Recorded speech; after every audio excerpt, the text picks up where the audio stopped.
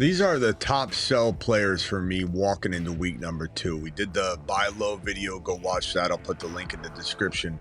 And I'm not going to beat a dead horse on the Christian McCaffrey front too much because I just did a live stream on it just a few minutes ago. And by the time you watch this early in the morning on Thursday, you may have seen it, or go back and watch it if you want more detail. But we're going to break down these particular players as sell highs and Christian McCaffrey as a sell high. These are my top sell highs walking into week number 2. The Fantasy Football Show begins right now. From the FantasyFootballShow.com studios, it's the Fantasy Football Show. Monday through Friday, 8 p.m. Eastern. Smitty is also live whenever news breaks. Okay, so on the Christian McCaffrey front, just before we move on to these guys, I'll say this. Look, at the end of the day, you can get mad at me all you want, say McCaffrey's going to show you, McCaffrey's going to do this, McCaffrey's going to do that, and prove you wrong. Here's the bottom line. Purdy's out 2 to 3 weeks. Kittle's out 4 to 5 weeks. Trent Williams is probably next. The entire team is injured, and the head coach is not going to let the foot off the gas pedal when it comes to Christian McCaffrey. He was the most utilized running back in week number 1, which you might think is a good thing, but it's not when he walked in with a calf injury. And at some point, he's going to break. He's the most injury-prone running back in the National Football League walking into week number 2.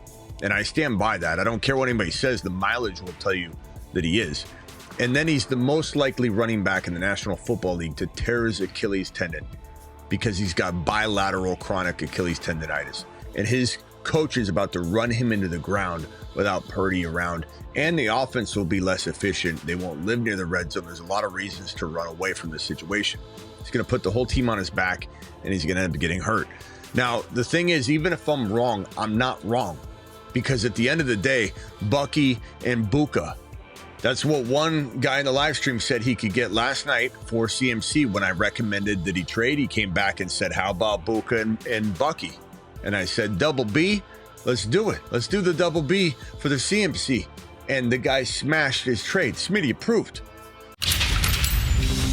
You've just been Smitty approved. I mean, that's a phenomenal move. But don't stop there. You could go get Genty pretty easily. And then who's the wide receiver that you're getting here? Maybe it's Lad McConkey.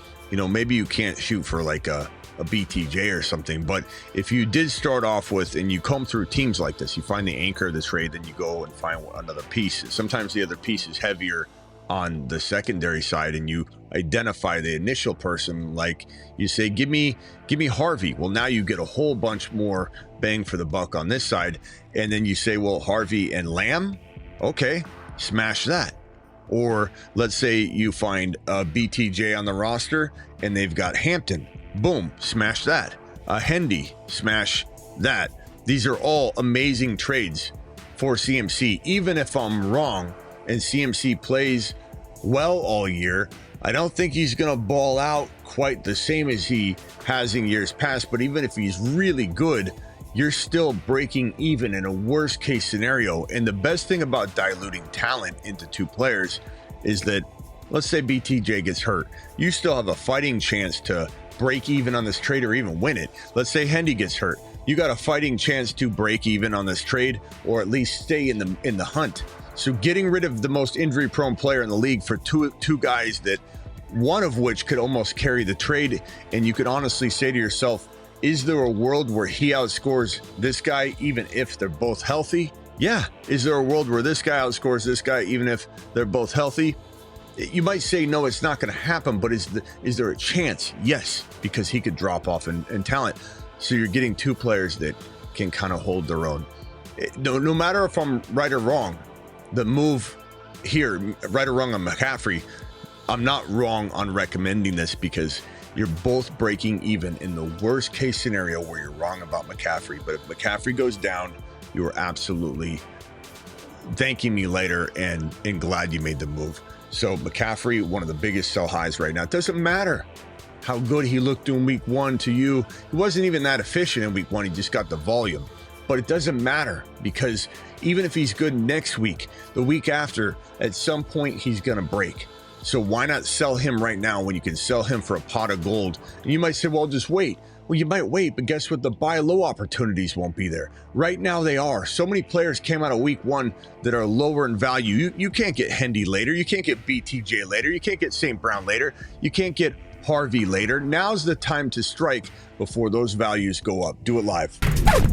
JT's quarterback vultures is not going to stop. It's going to continue. They don't necessarily, I don't think, they're going to live near the red zone all year long. I don't believe in Danny Dimes continuing good play.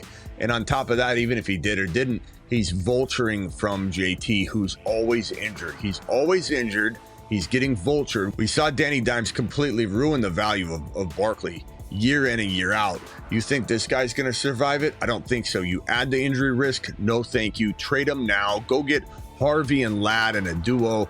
Go get maybe even Achane with the risk he maintains over this risk right here. Go get Hampton in something. Go get Travis Hunter and Hampton. You can get a combo of players. And I'd even just do one of those like Hampton straight up if I had to. Kenneth Walker's losing his job. He's losing his job, and he's also got injury risk. Like JT, when you have injury risk and you have a threat of another kind, it's like multiple red flags, you walk away. Multiple red flags, you run away. Snap share, Charbonnet 30, week 1, Walker 21. And this regime is not going to be loyal to Walker. There's not a lot to love here. And if I've got Charbs and Walker, I'm keeping Charbonnet and trading Walker. And you might say, who's going to do that? Well, that's where the 2-for-1 trade comes into effect, and you dilute the risk and say, well, now Walker, the onus isn't on just Walker now because I'm giving another player away and I'm going and getting this one player. So Walker for Harvey is what I'm trying to do. And if you can give up a Keenan Allen, you can give up, let me raise that up. If you can give up a Keenan Allen or give up a Pearsall, let's say, and then go after the league winner in Harvey, you do it. Or you could do that for Hampton if someone's, not worried, or they're worried about what's going on in LAC and just thinking, I don't know if he's going to get the volume. I think Najee gets more and more work. Another player that comes to mind would be Ladd McConkey. We keep talking about Ladd McConkey. Some of the buy lows of the week, we've got our top ones here. The most wanted outlaws every week. The buy low video will be in form of the Wild Wild West theme, and these are the buy lows. So you got to kind of look at this and see if you can couple anything together with Walker to come get one of these guys. Ladd comes to mind, Harvey comes to mind, Hunter comes to mind, Hendy, and then other things, other players on here, you'd have to maybe do some creative trades, but trading Walker straight up for Hunter is something that I'm all about. So those are just some moves, but I'm getting rid of Walker, not even hesitating. Everything I said about Walker, I applied to Kamara. Go get a combo of players. Now, maybe I take more than a Hunter because I can, but if we're moving, let's say Kamara for a Ladd, I'm okay with that. Mike Evans, if you want to take a gamble on Evans, I'm fine with that. I'd trade Kamara for Charbs and maybe a wide receiver upgrade. Maybe you can get into Ladd McConkey by adding another player and doing a creative 2-for-2. But Kamara is definitely somebody I'm trying to trade, and I think wide receivers that come to mind.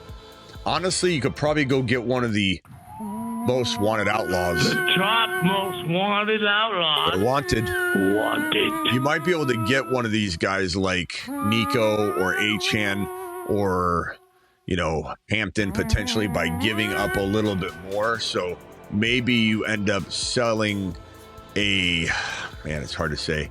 Maybe you end up selling a Kamara and an additional player like Pearsall or Keenan Allen, or let me see what wide receivers come to mind that you could sell high.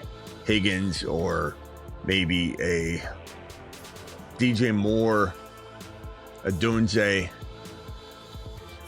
Waddle, Jaden Reed, any one of those number of players with Kamara to then go get the BTJ or the Achane. And if we have to give up, let's say, a Sutton and Kamara, I'm still probably doing that for a BTJ or a St. Brown.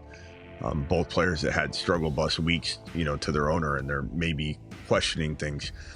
Maybe Adams and Kamara, maybe you go swing high maybe you're throwing in, Flowers is a nice player. I don't necessarily want to trade him for cheap, but if you had a Flowers and a Kamara, you could definitely swing away and try and get one better player. But regardless, the reason I don't want Kamara is he plays on a bad team. They won't live near the red zone. The quarterback plays awful. He's getting older, and he's going to probably have that mix-in value that even if he's playing, let's say this is a 10 out of 10, this is a 0, this is week 1, this is week 8, this is week 17.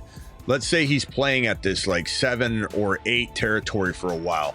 Mixon fell off at week 10-ish, 10, 11, and just went straight down. I think we're going to probably see that same outcome for Kamara. His batteries are charged right now, but he slowed down a little bit at the end of the year. Was doing well catching the ball though, but I think he falls off the face of the earth. There's no good quarterback play. His mileage is huge. I want nothing to do with him. I want Harvey all day long. You go get Harvey and some sort of 2 for 2, or you could just do it straight up if you got the cojones to do it. I certainly would contemplate it, but I'd try and get more, so plus something, even if it's a swap of some kind where you're giving up, let's say Adams for Hunter, and you just like both up, both are an upgrade to you. Or let's say you're taking JSN, you're going down to JSN from AJ Brown.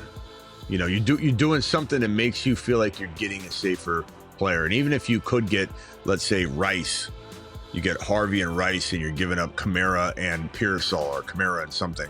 There's ways to do this, so go get it done. You may have heard me say Adams. I'm definitely trying to get rid of Adams. Why? He's turning 33 in December. And, I think he just naturally slows down. And if I'm wrong, I'm wrong. If I'm wrong, you're getting somebody like Hunter or Harvey. And I like those guys better. They have more upside. And this is, again, similar to the CMC side. If you're getting a Hunter, I don't think you're going to be disappointed in that. If you're getting a Harvey, I'm almost positive, I can't be 100% certain. Anybody could get hurt. Situation could be changed by the coach. They could drop the ball on this guy, but I'm almost positive, that you're going to be so happy with this. Even if Adams works out, you're fine with it.